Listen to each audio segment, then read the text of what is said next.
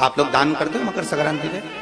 कितनी चीजें दान करते हो? मंदिर में दान दे दिया जाता है, उसको कहते हैं गुप्त लक्ष्मी, जिससे घर में कोई बड़ी बीमारी प्रवेश न हो। एक घर था कुंभ, फिर इस कुंभ घर में आग लगी थी, तब दूसरा घर बना था मकर, फिर मकर घर में भगवान सूर्य नारायण आए, उनका आदर हुआ, तब जाकर ये मकर संक्रांति हुई। कोई ऐसी मकर संक्रांति का मतलब क्या है? क्यों कहते हैं कि ये 13-14 चीजें आप लोग बांटते हो ना, तो किसको बांटते हो? तुमसे छोटी उम्र वालों को बांटोगे? सास क्या बहू को देगी सामान? सास बहू को देती है क्या सामान? नहीं। बहू किसको देती है? सास को।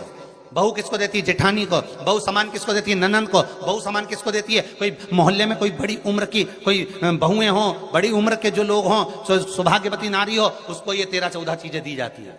जो भी आप बांटते हो, टीकी का पत्ता हो, सिंदूर की डिब्बी हो, मेहंदी हो, कोण हो, जो भी आप बांट रहे हो, लाली भी बांट देते कई कई। तो क्या है?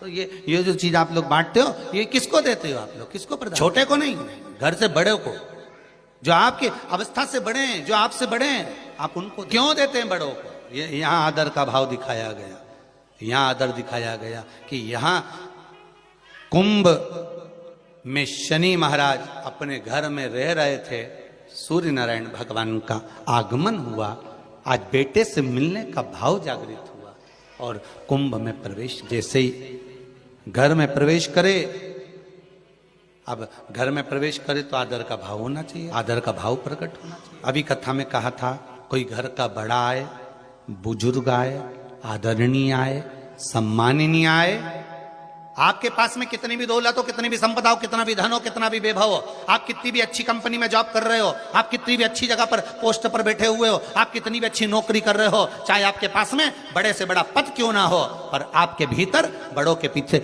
बड़ों के प्रति सम्मान भाव उत्पन्न होना, सम्मान का, एक आदर का भाव। आज सम्मान का भाव प्रकट करें, आदर का भाव। महाराज, पूरे वर्ष में एक दिन ऐसा आता है, मकर राशि में सूर्य प्रवेश करता है, तो उसे मकर संक्रांति कहते हैं। महाराज ध्यान दीजिएगा, पूरे वर्ष में एक दिन मकर संक्रांति। हमारे हिंदू धर्म में ये दिन है, हमारे हिंदू धर्म में जो ये दिन है।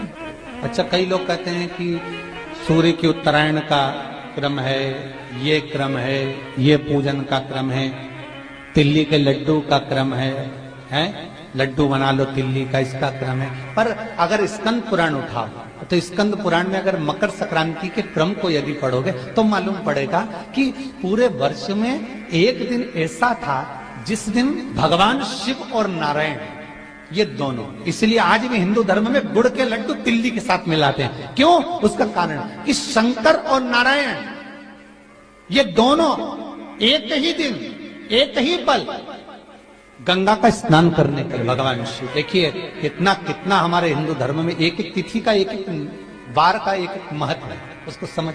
माता लक्ष्मी भगवान नारायण और भगवान शिव को स्नान के लिए गुप्त रूप से झांकती है, तो भगवान विष्णु ने तिरछी दृष्टि में माता लक्ष्मी को देखा, तिरछी दृष्टि। तो माता लक्ष्मी को देखकर भगवान विष्णु शिव जी को देखे, तो शंकर भगवान ने कहा, नारायण हमने देख लिया, महारानी लक्ष्मी झांक रही है, हमने वर दे दिया कि लक्ष्मी का एक नाम गुप्त लक्ष्मी रहेगी, छुपी रहेगी। और आज मकर संक्रांति के दिन नारायण और शिव का दर्शन इस लक्ष्मी ने करा है। पर जो गुप्त लक्ष्मी का दान दे देगा, उसके घर में कभी कोई बड़ी बीमारी प्रवेश नहीं करेगी।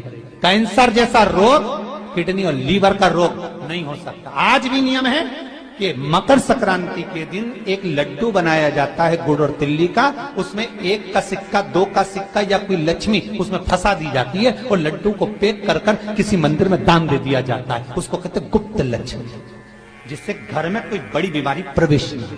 वो केवल मकर संक्रांति को ही हो। मकर संक्रांति का जो दिवस है वो कोई साधारण नहीं। आप लोग दान करते हो मकर संक्रांति पे? कितनी चीजें दान करते हो? और सुहागन माताओं को देते हो ना, क्या देते, कितने देते हो?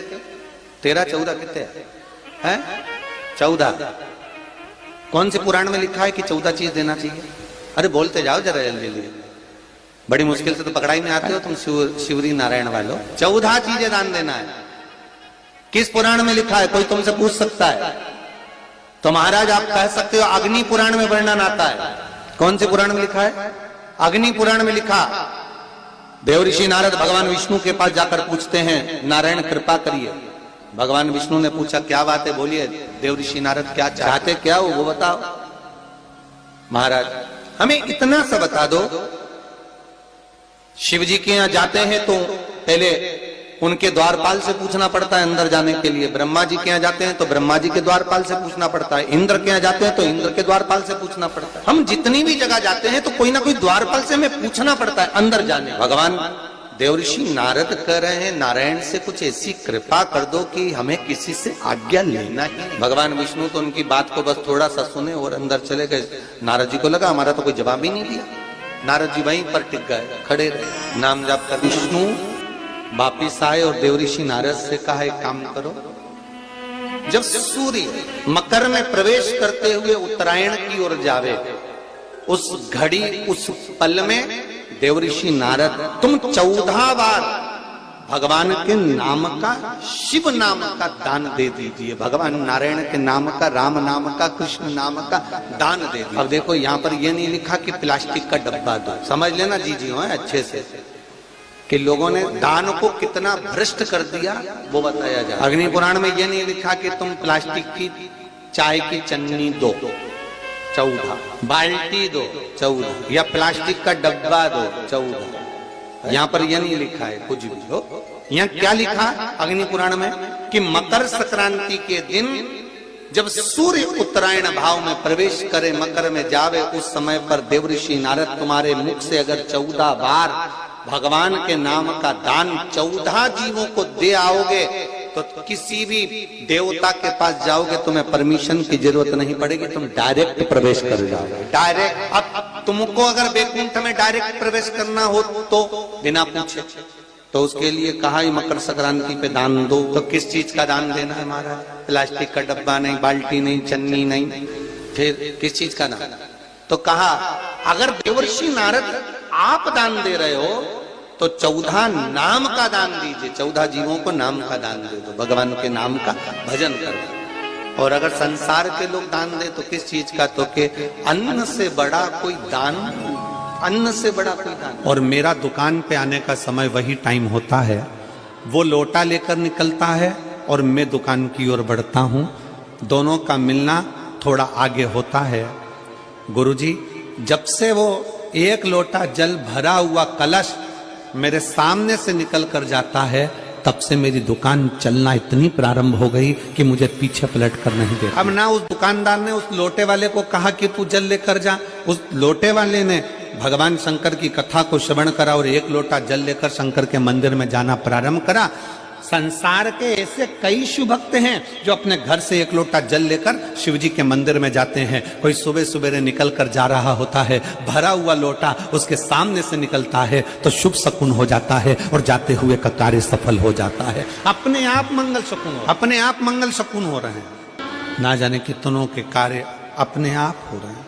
और प्रभु आपकी कृपा से सब काम हो रहा है, सब वो कर रहा है, अपन तो केवल एक निमित्त मात्र हैं, केवल एक निमित्तता है। और करते हो भोले बाबा मेरा नाम हो रहा है, भोले आपकी कृपा से सब काम हो रहा है, शिव आपकी कृपा से सब काम हो रहा है। हमारा निवेदन, आप स्वयं जब शिव की भक्ति में लगते हो, ना जाने कितनों का कल्याण आप कर देते हो। एक लोटा जल लेकर जब आप शंकर जी के मंदिर में जाते हो ना, आपका मुख ना जाने कितने लोग देखते होंगे।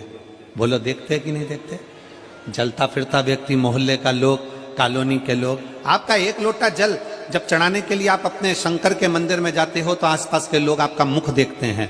श्री शिवाय नमस्तुभ्यम बोलकर आप शंकर के मंदिर से वापिस आते हो तो आपका मुख ना जाने कितने लोग देखते हैं। आप भले किसी को 98 मत दो, 54 मत दो, 10 रुपया मत दो, 5 रुपया मत दो, 50 रुपया मत दो, तुम किसी को कुछ मत दो, पर आप शंकर जी को अगर एक लोटा जल चढ़ा रहे हो आप श्री शिवाय नमस्तुभ्यम कर रहे हो, आप पंचाक्षर मंत्र नमः शिवाय कर रहे हो, आप षडाक्षर मंत्र ओम नमः शिवाय कर रहे हो, आपके मुख का दर्शन अगर कोई कर रहा है तो समझ लो कि उसका कल्याण अपने आप हो रहा है। आप उसका कल्याण, आपका तो हो रहा है, पर उसके साथ साथ साथ साथ जो आपका दर्शन कर रहा है, जो आपको देख रहा है, उसका भी कल्याण। इस पूरी कथा में, शिव महापुराण की कथा में जितने बुजुर्ग आते हैं उससे ज्यादा शिव महापुराण की कथा में नवयुवक बेटा बेटी आते हैं, नवयुवक बहुएं आती हैं, नवयुवक मेरे जीजा आते हैं। जितने बुजुर्ग आते हैं उससे 4 गुना ज्यादा नवयुवक बेटा बेटी इस कथा में पहुंचते हैं। और नवयुवक बेटा बेटी एक आस लेकर आते हैं कि मैं शंकर की कथा में सेवा करूंगा, साधना करूंगा, बैठकर जब गुरुजी श्री शिवाय नमस्तुभ्यम बोलेंगे उनके साथ बैठकर श्री शिवाय नमस्तुभ्यम बोलूंगा और बाबा से अपने मन की कामना करूंगा, मेरा बाबा मेरी सुनेगा, जरूर मेरा बाबा सुनेगा। नवयुवक बेटा बेटी एक आस लेकर, विश्वास लेकर, और देखो श्री शिवाय नमस्तुभ्यम, श्री शिवाय नमस्तुभ्यम, हर हर महादेव। यह उपाय आप लोग मकर संक्रांति के दिन जरूर करें। इस उपाय को करने से आपके जीवन में कभी भी दुख की कमी नहीं होगी। 14 चीज आप अपने से बड़े सुहागिन महिलाओं को जरूर दान करें। दान करने से सुहागवती बढ़ती है, आपको अखंड सौभाग्य का आशीर्वाद प्राप्त होगा। श्री शिवाय नमस्तुभ्यम, श्री शिवाय नमस्तुभ्यम, हर हर महादेव।